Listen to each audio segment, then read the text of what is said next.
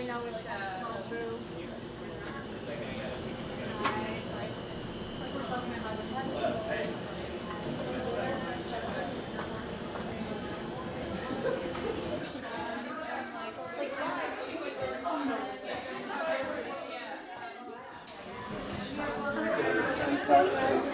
oh my God, of course.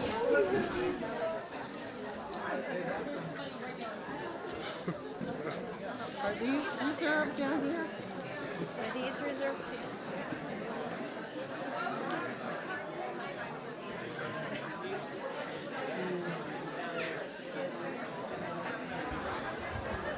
Good evening, everyone. Thank you for those who answered back. Let's try that one more time. Clearly, y'all never taken a class with me. Good evening, everyone. Right, okay. So, yeah, just like in a physician's office, it's amazing the experience you can have with people that look like us in front of a classroom, in the physician's office when you walk in. When Khama first, again, everyone's talking about this seed of an idea that came around, and I have been hearing about it throughout the times. And a really simple but difficult and then amazing question was very simple. When was the first time that I had a black woman doctor? And I had to really think about that. And I proudly went to a historically black college, although I didn't go to homecoming last weekend. But it's called Virginia State University, and it's located in Petersburg, Virginia. I was in college, and that was my first experience with a black doctor. And then later on, I dated someone who went to Meharry Medical College, and I realized it's a whole school full of black doctors. Historically black medical college, just like Howard and Morehouse. But I just wanted to say that experience really does impact our lives as people of color, as people of African descent. We have a lot of questions, but one of the things that I wanted to kind of start off and hopefully set the tone is this idea of expanding the narrative of what it is to grow up black in America. Having physicians in your life, that's really a unique father-daughter moment, I would have to say, with the whole I. But at the same time, not necessarily being surrounded by doctors, but being surrounded by the opportunity to do what you wanted to do, because you're growing up in a space where people did different things. I don't think that it's something, the assumption that we're all first generation. The assumption that no one in our family mentored and influenced us. These are very narrow perspectives of who we are as black people that are born in this country, as well as black folks who immigrate and migrate to this country. I think that is something that stood out to me about expanding the narrative of who we are and where we come from and what influenced us, but also the idea of self-care and taking care of ourselves. Because not only are you talking about the ER or running whole units of a hospital or a hospital, the reality is that the work that we do always seems to, when it falls on our shoulders, it seems, and I don't want to quote Zora Neale Hurston right now because that's not a positive moment to reflect here, if you know what I'm talking about. If not, look it up. It's Google. But the idea behind the perception that we take care of so much, including voting. I don't know if y'all noticed, we keep saving our democracy in this country, and they're not really getting credit. So those two things like really stood out to me in terms of widening how we're perceived as people, but also that self-care and taking your own pulse in a stressful moment.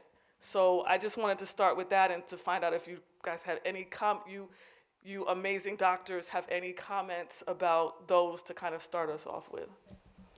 Well, first and foremost, thank you to everyone who came and spent time listening to our story.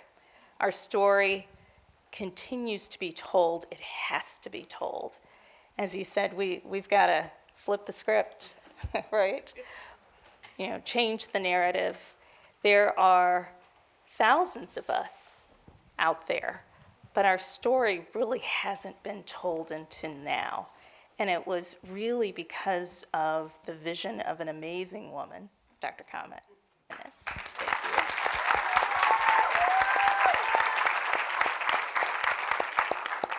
That our story is told and will need to continue to be told.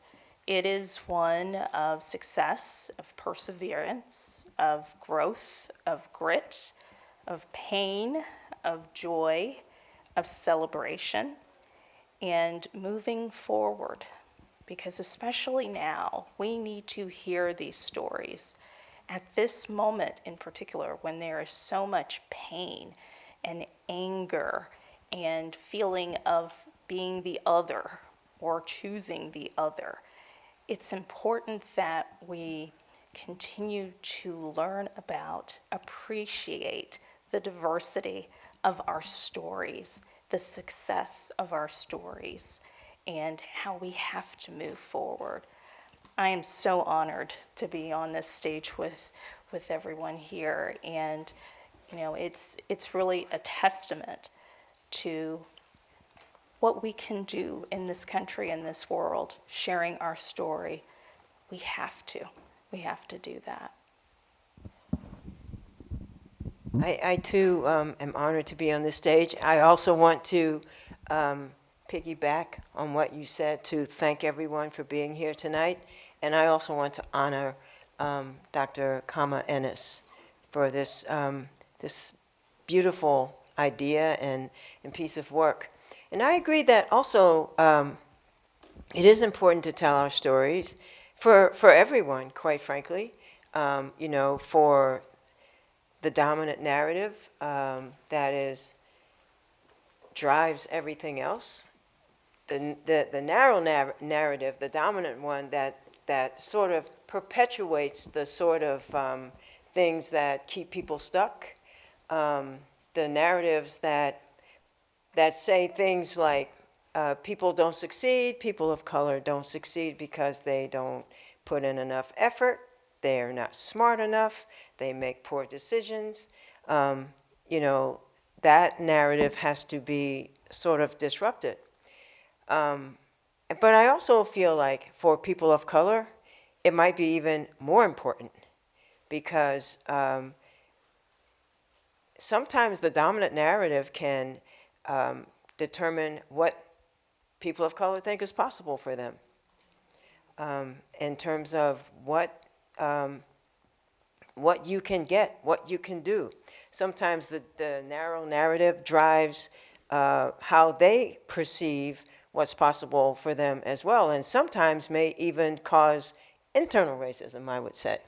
And so I think it's even more important because when I know when I was on this journey of wanting to become a physician, which by the way is the best decision I've ever made in my life because it's so rewarding. Every time I had an opportunity to hear from another black physician, you know, someone who was brought to talk to the 10% of us in my medical school class, it just gave you another boost. It was enough to like keep you going. And it was sort of like just what you needed.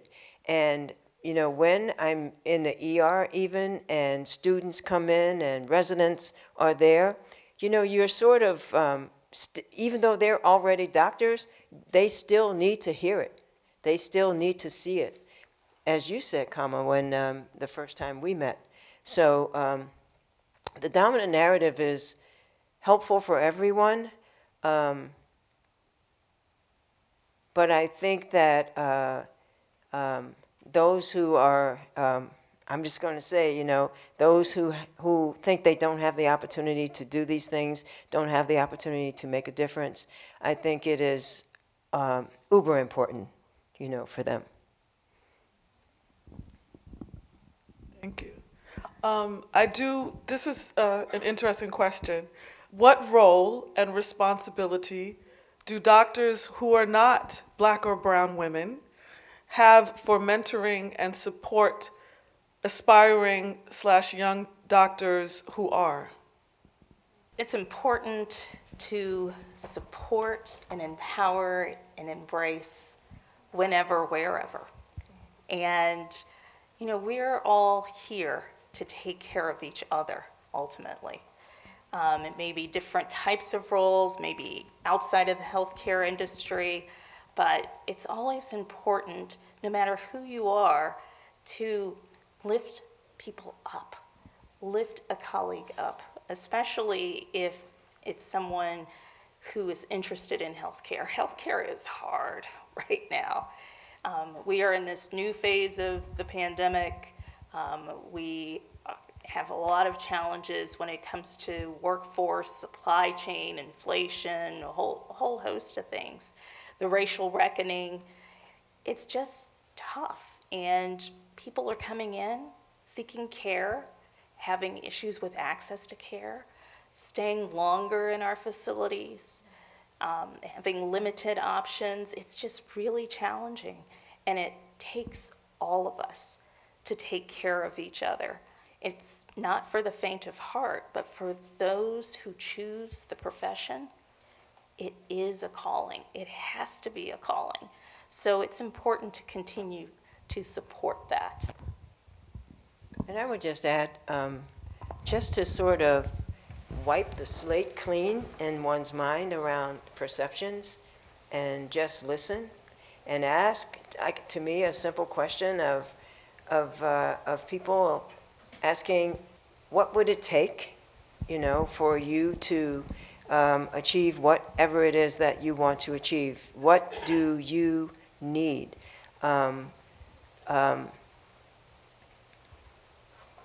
What are there any barriers? I mean, just like opening it up to just listen to people, I find is the most helpful question. It's the exact same question I ask of my patients when they come in, and whatever we diagnose, what would it take for this not to happen again? I think that is probably, the most supportive thing that we can do. I agree with That all others of can do. those things. And I'll add, I think that one of the things that a non-minoritized physician can say to help mentor and bring up somebody who hasn't seen themselves in the space is to just acknowledge that, right? Just acknowledge that you may, acknowledge that there may be gaps in knowledge. There may not be, but there may be some gaps in knowledge. I think one of the questions or one of the situations that comes up often is that if you don't know what you don't know what to ask. And so there are people who might just assume that anybody coming in, if you've made it to medical school, you of course already know how this part of the culture works, how this part of the system works, how this type of social engagement works.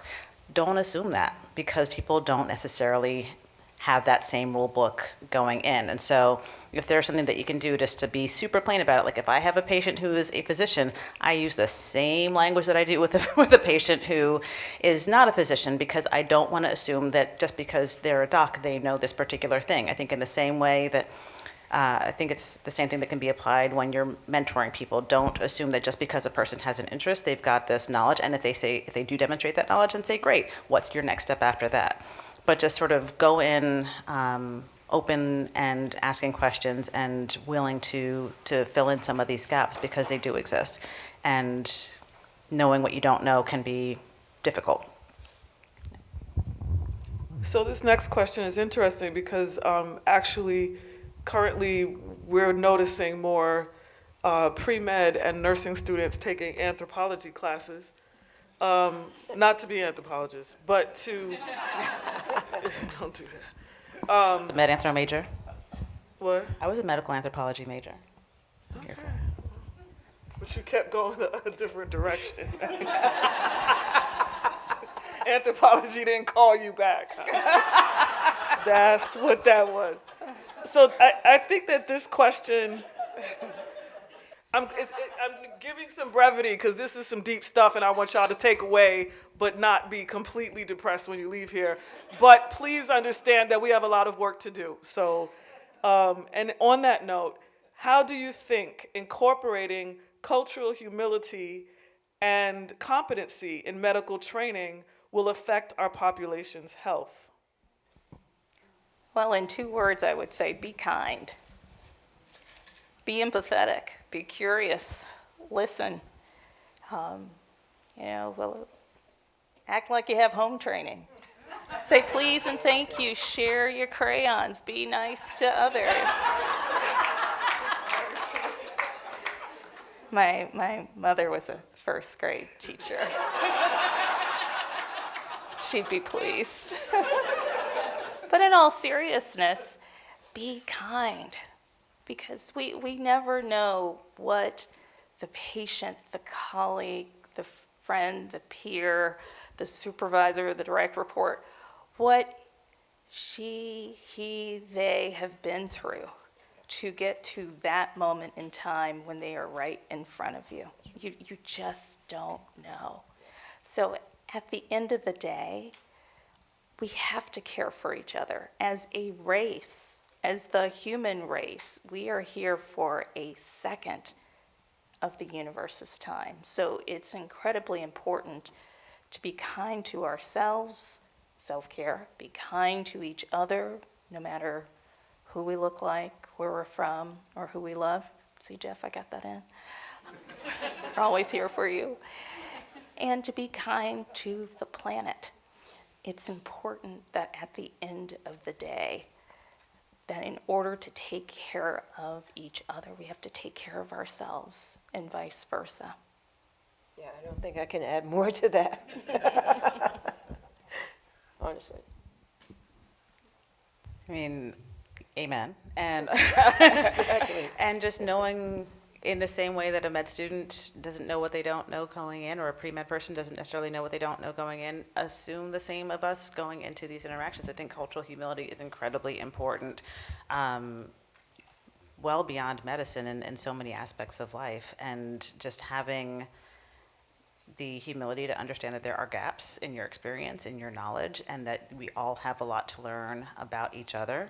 And, from one person, just because we all, share some melanin does not mean we've had nearly anything close to the same experiences. And so I'm not going to assume that I know things about any of these women that I couldn't, because we haven't had the same experiences. And so if I can't make that assumption about the people on this stage who, in theory, we've got some shared experiences, how can I make that assumption about anybody else? How can any of us make that assumption? So just having that humility, walking into a room, understanding that we have a lot to learn, and it's okay. It's okay to not know everything. I just want to say that these cards have multiple questions for each of them. Oh, it's academics. Would you say the racism you've faced throughout your journey has come mainly from patients, colleagues, leadership, or has it been equal? It's come from everywhere, all of it. And sometimes people don't recognize it. They don't recognize that, whatever they're, saying or doing is is racist. They also don't recognize structural racism. And so when you're not aware of structural racism, you are bound to probably have a different idea about why something is happening or not happening. This whole notion of pulling yourself up by the bootstraps, that's total blindness around structural racism. It's not the same for everyone. But I would say that, even when we are aware, there's also this notion of liberal racism. Sometimes it can come full circle, when you don't recognize it. And one of the things I would say, even with the most well-intentioned people,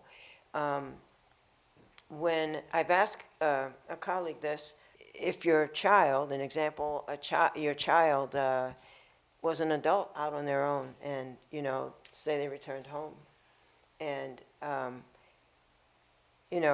I've asked a colleague whether or not they sent their child to the Department of Transitional Assistance to get food stamps. Of course, I was, it was a bit of a joke. But I asked the question, and the person said, no, I could say that to that person, and they knew I was, not very serious. But I wanted to prompt them to think about it, and they said, no, of course not. And I was like, did you send them look for public housing, And they said, no. And I said, well, when our patients come in every day, why do you send them on that path versus sending them to for an opportunity to become financially secure, financially stable, like send them through something that will enable them to, have living wage employment and also home ownership, for example.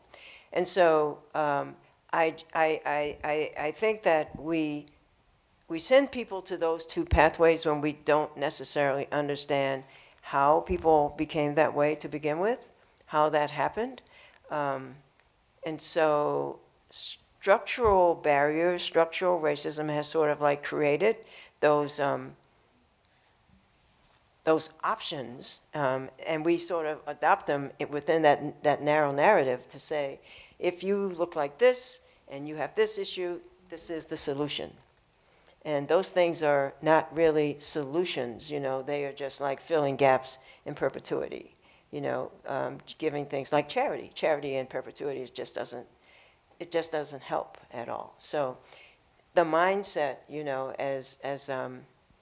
as a place to start, to think about what would you want for yourself or for your kid, and even better, ask the person, what they would want.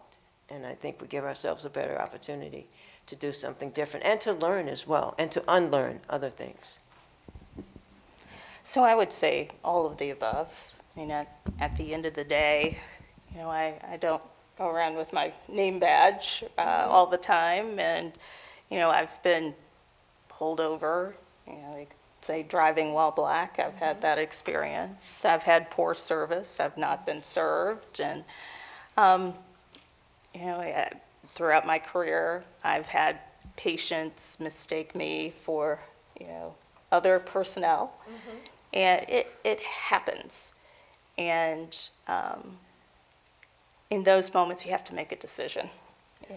Are you going to go low, Right. or go high? As Michelle Obama would say, when they go low, you go high. At the end of the day, it's important to respect yourself. And what that means for me, respecting myself, is maintaining my demeanor and removing myself from the situation. And ultimately, at the end of the day, staying safe. So life is choices. And unfortunately, those unpleasant situations happen. But I want to see my fabulous husband. I want to see my kids and grandkids. And that's more important to me than what happens in that moment. I'm going to narrow it down to two more questions, and then we're going to wrap it up. It is Monday. Oh gosh. No, this is not funny at all. I fear test anxiety and lack of funds will eventually stop me from becoming a physician. Any advice for overcoming struggles often outside of our control?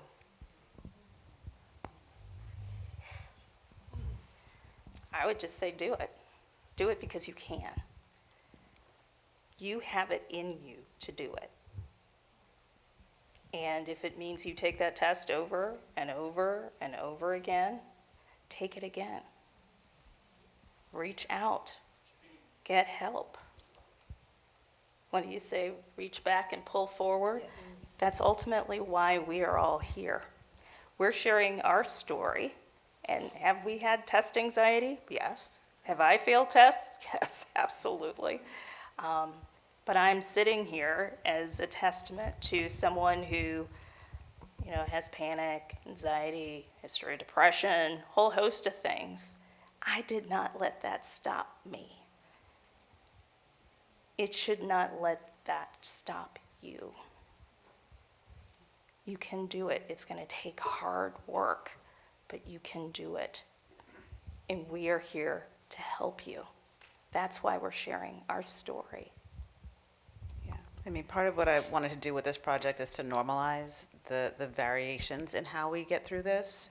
And I think a phrase that I heard, a while back is, don't compare your insides to somebody else's outsides, because we really have no idea what the other person's going through. One thing that I learned really late, like super late, is how to ask for help. I'm still learning, to be quite honest, how to ask for help. And there is no reason to not ask for help. There's no reason to not dig into resources. And if there is a thing that you know that you need that will help you get through an exam, then ask for it. If the person you ask has no idea, then ask somebody else, or ask them who they think might know. Like, going those different layers and peeling back the different layers of the onion, or the different tiers of help, is something that I did not know how to do. And I wish I did. I had some better grades at some points in time. But I think it's really, okay to acknowledge it. And whoever asked that question, I want to honor your asking that question and being brave enough to ask that question, because it's hard. So thank you for doing that. And the financial challenges are 1,000% real, but in the same way, there are programs, there are ways to ask for help, there are people who will help, and part of what we're doing in the next sort of iteration of this is to help people find ways and opportunities that do provide additional resources to get through to the other side, because it is a whole journey, and not one of us up here got through it by ourselves. Not one of us. My sister's up there, my cousin's up there. Nobody did this alone. And so just reaching out, and don't be shy about having a need, because it's okay, because we all do. One of the stories that you'll hear in another episode is somebody who took the MCAT not once, not twice, but 3 times before getting a score, because we don't talk about that. We don't talk about that when we get to the stage of things, but I think it's really important to put that out there, because at the end of the day, everybody that you're going to see one of these episodes is called Dr. Fill in the Blank. Yep. And you can be that person too. Right. You got this. I'm so glad you brought that up, because it's so important, and medicine is the kind of thing where, you will judge yourself against other people, and, it'll sort of like make you feel like failure is not an option, which means like to be human is not an option. And so, and then sometimes it's easy for you to internalize that stuff and sort of think that there's something wrong with you. And I'm so glad that you both just mentioned that, because, it happens. It can happen. Sometimes it can happen. You can, run into a problem. You might fail a test, but so what? So what? You just take it again, and that's what I appreciate. You do it again. You do it again. And it's not like other people don't experience that. They do. As Khama said, they just don't talk about it. But don't judge yourself. Please don't internalize it. I know people who apply to medical school, and there's another thing, who, if they don't get into like an MD school, they don't want to try. They don't want to apply for DO school. They don't want to go to school in the Caribbean, and they don't want to do it. For some reason, they've sort of like bought into this notion that, if it isn't done this way, then, you're a failure or something, or it shouldn't be done and you can't do it, or you won't be respected. You have no idea how many doctors that you work with, or you will work with, right beside you, who have taken all of those pathways. Because it doesn't matter, and so just, don't let that sort of judging yourself and believing what you hear and then internalizing it be something that actually paralyzes you and prevents you from achieving your dream, because people are waiting for you. They're waiting for you to like graduate, so like don't stop. Don't stop.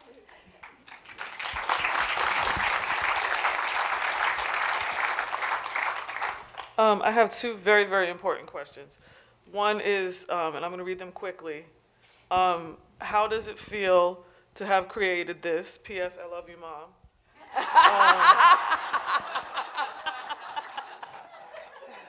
How does it feel being the most awesome woman ever? Love you, Mom.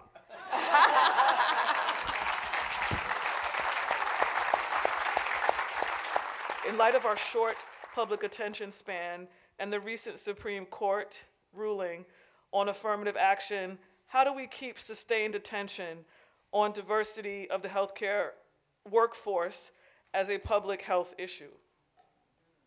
Well, there's a very talented colleague of ours at Mass General Brigham, Dr. Allison Bryant, who is an outstanding leader in health equity, and what she would say, and I hope I'm paraphrasing her correctly, that quality health care is equitable health care.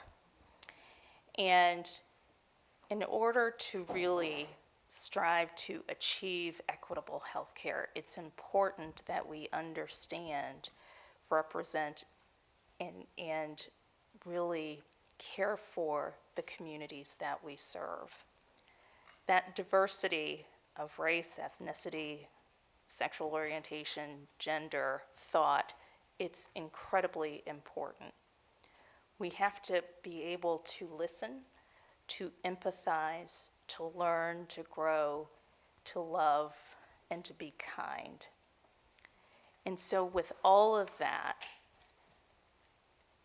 equitable care is what we have to strive to do. And in order to do that, it's important that we bring all of these experiences to bear when we deliver health care. And I'll add that I think one of the things, culture moves with data.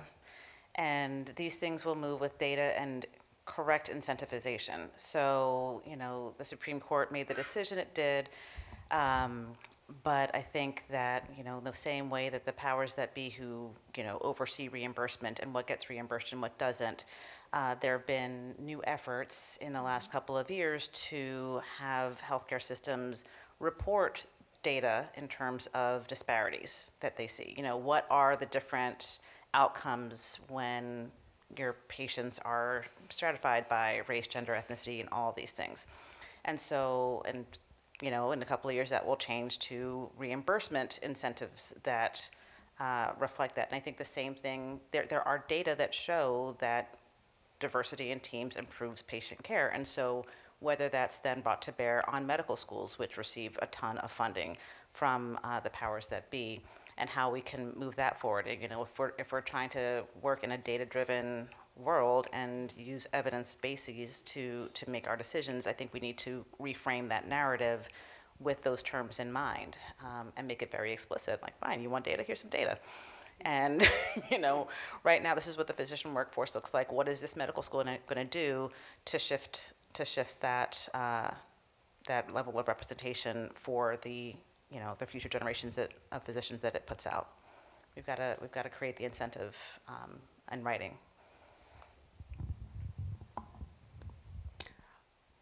That was the last question. I have a timer here, so it's 8:55. So we have 5 minutes left. And if there's any, I think that's a good way to end it, but if there's any last words that you have to say, or we just say thank you and good night? And anthropology. No, no, it's okay. Okay, thank you. So I want to thank everyone for taking the time to share this amazing moment with us that many of us have been waiting to happen and come together. And thank you for spending the time to listen and meet two of the physicians. And I hope you stay tuned for episodes that are coming. Okay. Or any friends and family or colleagues or Netflix, affiliates that not subtle. If you have connections, please send them starting at noon tomorrow Eastern Standard Time for 48 hours at facesofmedicine.org. They can watch it at any point in time and see if they would like to support the creation of the remaining 3 episodes. So please share far and wide. And thank you. Thank you.